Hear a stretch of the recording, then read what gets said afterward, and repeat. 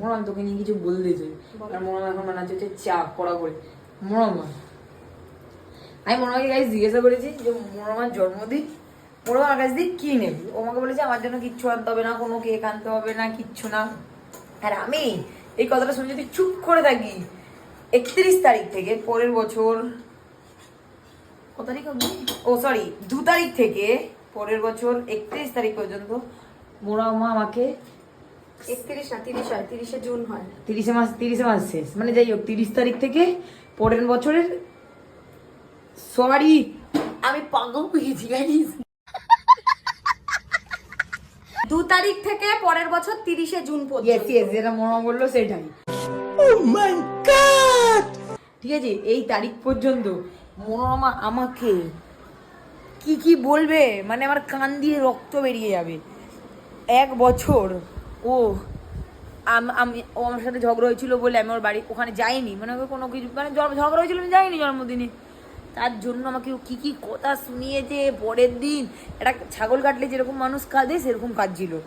ভাই তোর জন্মদিন আমাকে নিমন্ত্রণ করিস, আমি কীভাবে যাবো? মানে ওর এক্সপেকটেশন ছিল যে আমি সারপ্রাইজ দিতে যাবো, কিন্তু আমি ইগোতে যাইনি। পরের দিন জন্মদিনটা চলে যাওয়ার পরের দিন আমাকে ফোন করেছে কেন আসিস নি, হ্যান যা কান্না কেঁদেছে আমি বুঝে গেছি। তারপরের বছর আমি বললাম ওরা আয়, তখনও ঝগড়া, মানে তো তখনও ও ওই বাড়িতেই ছিল। আমি বলেছি আয় যাবো রাতে, না আমার বাড়ির লোকরা আমাকে সারপ্রাইজ দেবে। রাত্রিবেলা ফোন করে দেখছি কাজ জানাম কি হলো, কেউ কোনো কিছু করেনি, মানে সারপ্রাইজ দেয়নি। অনেক মানুষের আশা ছিল তারা আসেনি। আলাম বাহ, দেখলি আমাকে তুই ঠুকরালি বলে তোর সাথে কি হলো। আর এই বছর নাকি ও আমার বাড়িতে আছে, আর আমি নাকি ওকে কোনো কিছু ইসে করবো না, মানে কোনো কিছু ওর জন্য না করি। এবার তোমরা বলো আমার কি করা উচিত? ওর এই কথাটাই শুনে কি সারা 1 বছর ধরে গালাগালি খাওয়া উচিত?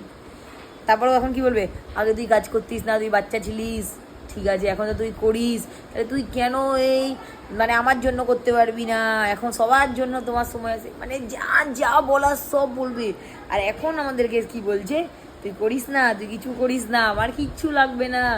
আমি বিগত 1 মাসে আগে থেকে বলছি মোরমা আমার কাছে তোর কি চাই, তোর কি গিফট লাগবে। মোরমার আমি কি যা জানতাম যে মোরমার এগুলো পছন্দ, ওগুলো আমি ওকে দিই, মানে আগে দিয়েছি যেগুলো জেনেছি। আর এখন যেগুলো আমি জানি মোটামুটি, সেটা এখন আমার বাজেটের পক্ষে সম্ভব নয়, আমার বাজেটে। আর আমি মনোমাকে একটা অলরেডি মনোমার জন্য একটা সারপ্রাইজ আমি প্ল্যান করেছি, যেটা আমি ওর জন্মদিনে অবশ্যই দেবো না, কিন্তু আমি যেদিন ওকে এটা দেবো ও অবাক হয়ে যাবে যে বাবু তুই এটা কি করে করলি।